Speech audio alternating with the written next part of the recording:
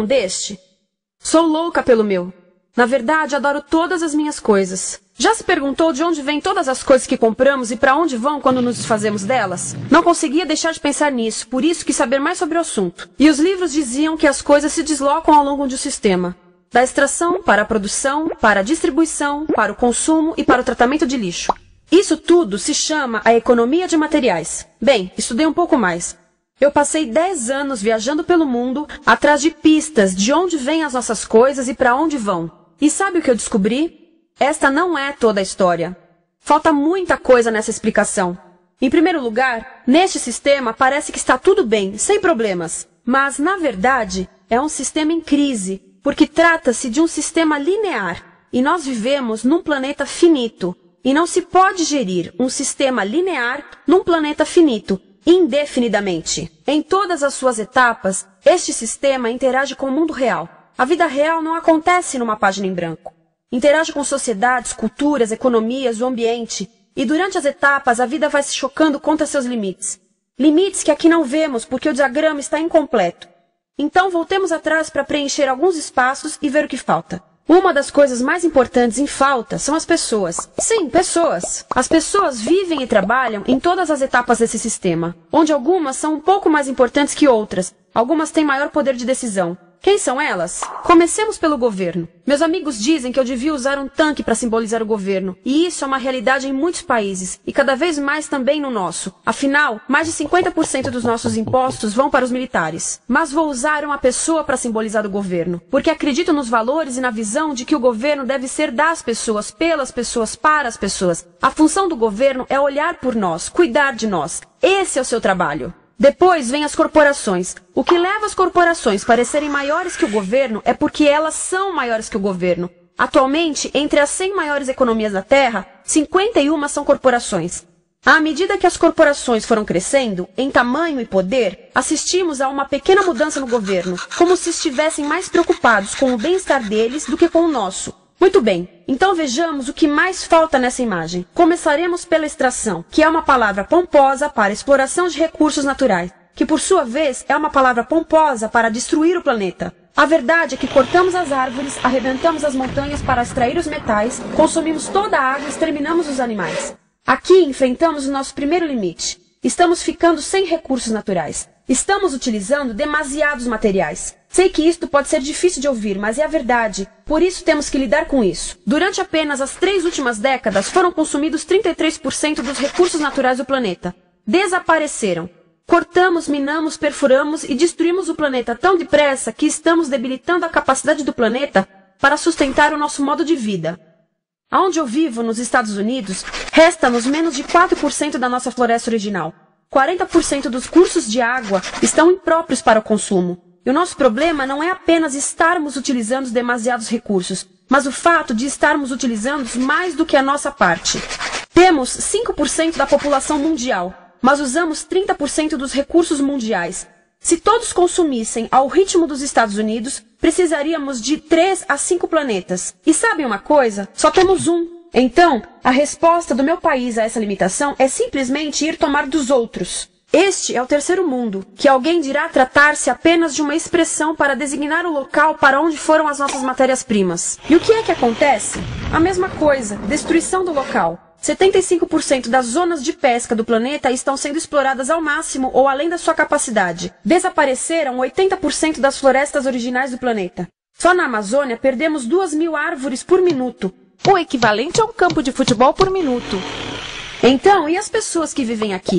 Bem, de acordo com esses sujeitos, eles não são donos desses recursos. Mesmo que vivam lá há gerações. Não são donos dos meios de produção, nem compram muitas coisas. Nesse sistema, quem não possui nem compra muitas coisas não tem valor. A seguir, as matérias-primas seguem para a produção, aonde utilizamos energia para misturar químicos tóxicos com recursos naturais para produzir produtos contaminados com tóxicos. Há atualmente no comércio mais de 100.000 químicos sintéticos. Apenas um punhado foi testado para avaliar o seu impacto na saúde, e nenhum foi testado em relação aos impactos sinérgicos na saúde, ou seja, a interação com todos os outros químicos aos quais estamos expostos diariamente. Por isso, desconhecemos o impacto total deles na saúde e no ambiente. Mas sabemos uma coisa: os tóxicos entram e saem. Enquanto continuarmos a introduzi-los nos nossos sistemas de produção industrial, continuaremos a inserir esses tóxicos nos produtos que levamos para nossas casas, trabalho e escolas, e claro, para nossos corpos. Como os BFRs, ou retardantes de incêndio à base de brometo, que tornam as coisas mais resistentes ao fogo, mas são super tóxicos. São neurotóxicos, ou seja, tóxicos para o cérebro. O que é que estamos fazendo usando esses químicos? Apesar disso, os usamos em nossos computadores, eletrodomésticos, sofás, colchões e até alguns travesseiros. Sim, pegamos nossos travesseiros, os revestimos com neurotoxinas, levamos para casa e dormimos por 8 horas com eles. Não sei, mas acho que num país com tanto potencial, poderíamos ter uma maneira melhor de evitar que as cabeças peguem fogo à noite. Sabia que essas toxinas vão se acumulando ao longo da cadeia alimentar e se concentram nos nossos corpos? Sabe qual é o alimento do topo da cadeia alimentar com o nível mais elevado de químicos tóxicos? O leite materno. Isto significa que os menores membros das nossas sociedades, os nossos bebês, recebem as maiores doses de químicos tóxicos das suas vidas a partir do leite das suas mães. Não acha que é uma incrível violação? A amamentação deveria ser o mais importante ato humano de nutrição. Deveria ser algo sagrado e seguro. A amamentação continua a ser o melhor e as mães devem amamentar, mas nós deveríamos proteger esse ato. Eles deviam protegê-lo. Eu pensava que zelavam pelos nossos interesses. As pessoas que mais sofrem com esses produtos químicos são os trabalhadores das fábricas. Muitos são mulheres em idade reprodutiva, que trabalham com toxinas que afetam a gestação, carcinogênicos e muito mais. Agora eu pergunto, que tipo de mulher em idade reprodutiva trabalharia num emprego deste, exposta a estas toxinas, a não ser uma mulher sem outra alternativa? Essa é uma das maravilhas desse sistema. A erosão dos ecossistemas e economias locais aqui garante um fluxo constante de pessoas sem alternativas. No mundo, há 200 mil pessoas por dia se deslocando de ambientes que as sustentaram ao longo de gerações para cidades, onde muitas vivem em bairros de lata, à procura de emprego, por mais tóxico que seja. Não só os recursos são desperdiçados ao longo desse sistema, mas também pessoas, comunidades inteiras são desfeitas. Sim, as toxinas entram e saem. Muitas delas saem das fábricas em produtos, e muitas mais saem como subprodutos, ou poluição. E estamos falando de muita poluição. Nos Estados Unidos, as indústrias admitem liberar mais de 1.800.000 quilos de químicos tóxicos por ano. Deve ser muito mais, porque isso é o que eles admitem. Trata-se de outro limite, porque quem quer ver e respirar 1.800.000 quilos de químicos tóxicos por ano? Então o que eles fazem? Mudam as fábricas poluidoras para o estrangeiro, para poluir outros países. Mas, surpresa, grande parte dessa poluição volta para nós trazida pelo vento. E o que acontece depois de todos os recursos naturais serem transformados em produtos? Passam por aqui, para a distribuição, o que significa vender todo o lixo contaminado com toxinas o mais rápido possível. Aqui, o objetivo é manter os preços baixos, com as pessoas comprando os produtos em constante movimento. Como eles mantêm os preços baixos? Pagam salários baixos aos trabalhadores das lojas e restringem o acesso aos seguros de saúde sempre que podem. Tudo se resume em exteriorizar os custos. O verdadeiro custo da produção não se reflete no preço. Em outras palavras, não pagamos aquilo que compramos. Outro dia estive pensando nisto. Ia a caminho do trabalho e queria ouvir as notícias. Por isso entrei numa loja para comprar um rádio. Encontrei um pequeno rádio verde engraçado que custava $4,99. Na fila do caixa pensei, como $4,99 podem refletir o custo da produção e transporte desse rádio até ele chegar nas minhas mãos? O metal deve ter sido extraído na África do Sul. O petróleo provavelmente do Iraque. O plástico produzido na China e talvez montado por uma criança de 15 anos numa fábrica do México. $4,99 não paga nem o aluguel do espaço ocupado na prateleira, nem parte do salário do empregado que me atendeu, ou as viagens de navio e caminhão que o rádio fez. Foi assim que eu percebi que eu não paguei o valor do rádio. Então, quem pagou? Estas pessoas pagaram com a perda do espaço dos seus recursos naturais. Estas pagaram com a perda do ar puro, com o aumento de doenças como asma e câncer. As crianças do Congo pagaram com o seu futuro, pois 30% delas abandonam a escola para trabalhar nas minas de coltan, um metal que usamos em aparelhos eletrônicos baratos e descartáveis. Estas pessoas pagaram por não ter direito ao seguro de saúde. Ao longo desse sistema, pessoas contribuíram para que eu comprasse o rádio por $4,99. Mas essas contribuições não são registradas por nenhum contabilista. É isto que eu quero dizer com exteriorizar o verdadeiro custo de produção. E isso nos leva à seta dourada do consumo. O coração do sistema, o motor que impulsiona.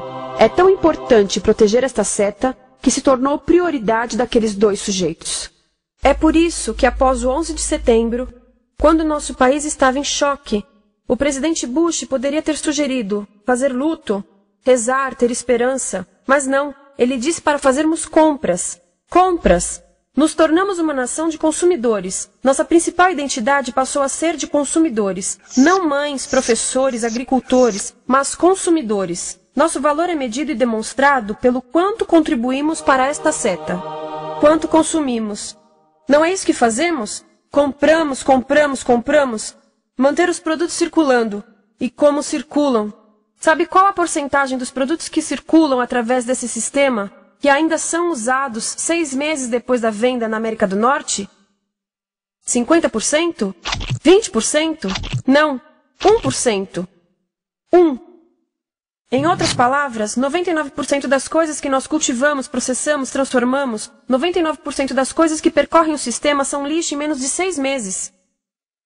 Como é que podemos gerir um planeta com esse nível de rendimento? Mas não foi sempre assim. Hoje, o consumidor médio americano consome o dobro que há 50 anos. Pergunte à sua avó.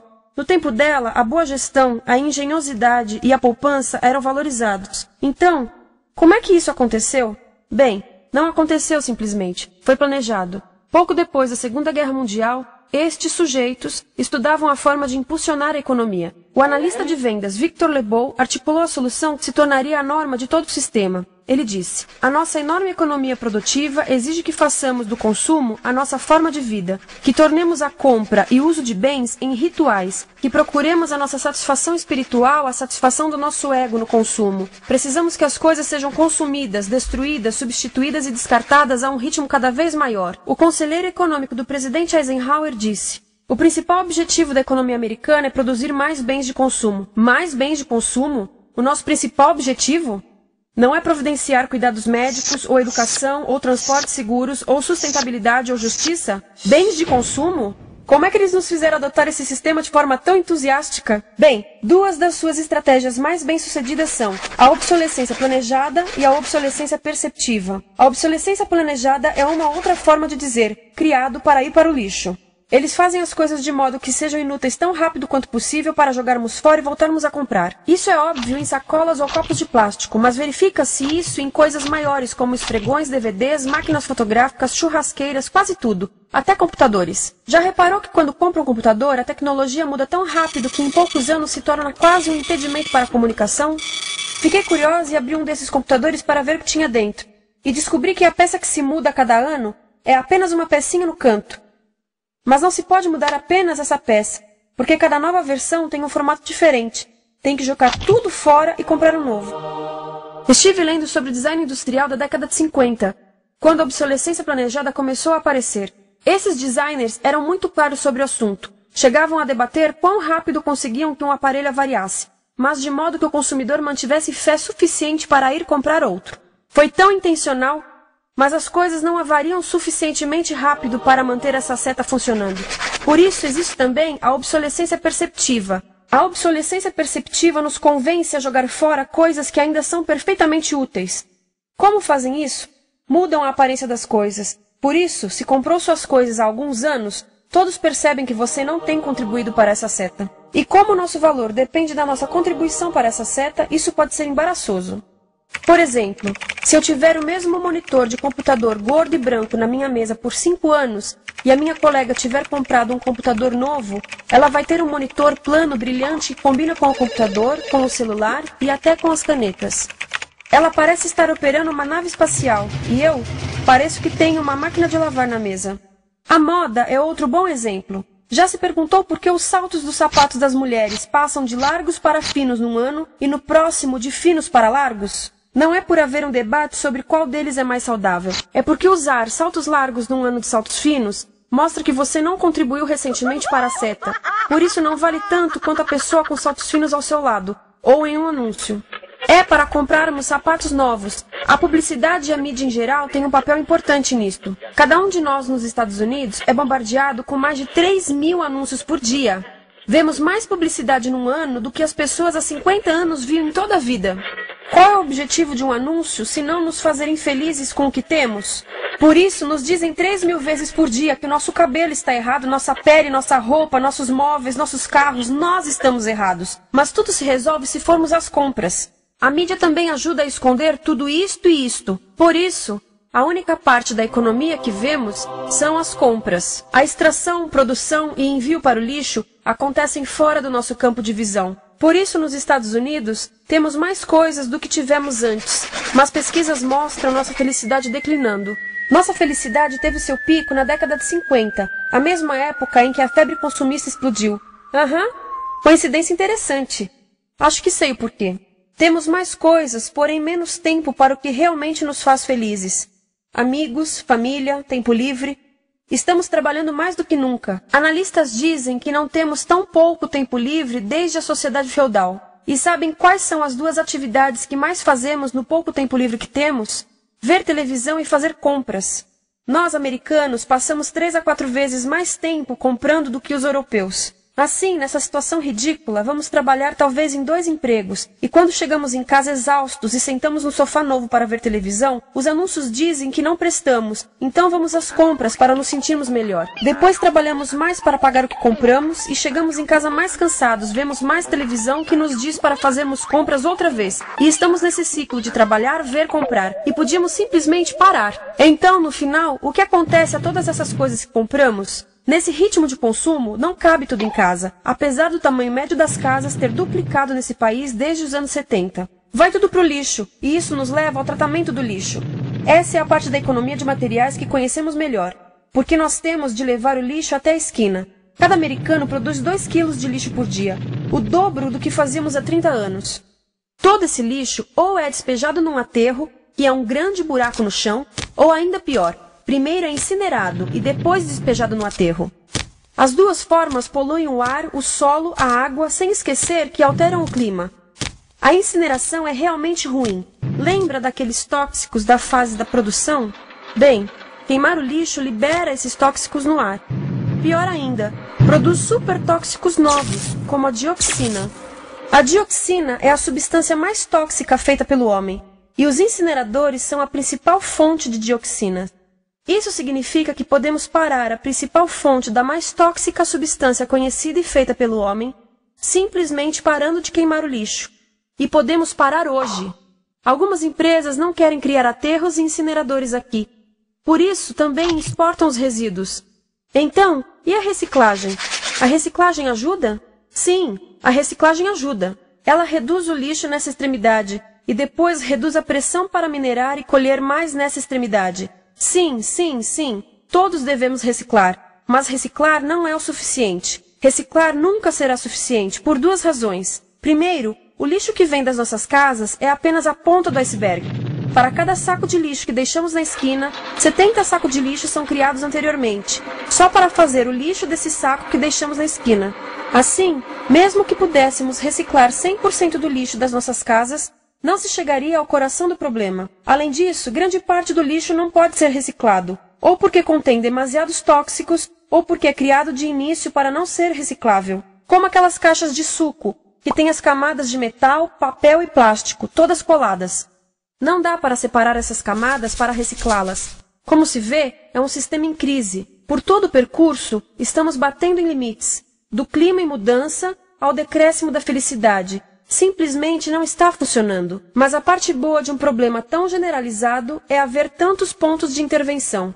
Há pessoas trabalhando aqui salvando florestas, e aqui na produção limpa. Pessoas trabalhando em direitos do trabalho, em comércio justo, em consumo consciente, no bloqueio de aterros e incineradores. E muito importante, em recuperar o nosso governo, para que seja realmente pelas pessoas e para as pessoas. Todo esse trabalho é criticamente importante, mas as coisas vão realmente começar a se mover quando enxergarmos as ligações, quando enxergarmos o panorama geral. Quando as pessoas ao longo do sistema se unirem, poderemos reivindicar e transformar esse sistema linear em algo novo, um sistema que não desperdice recursos ou pessoas. Porque aquilo de que precisamos nos livrar é da antiga mentalidade de usar e jogar fora. Há uma nova escola de pensamento nesse assunto, e é baseada em sustentabilidade e equidade, química verde, 0 resíduos, produção em ciclo fechado, energia renovável, economias locais vivas, já está acontecendo. Há quem diga que é irrealista, idealista, que não pode acontecer. Mas eu digo que quem é irrealista são os que querem continuar pelo velho caminho.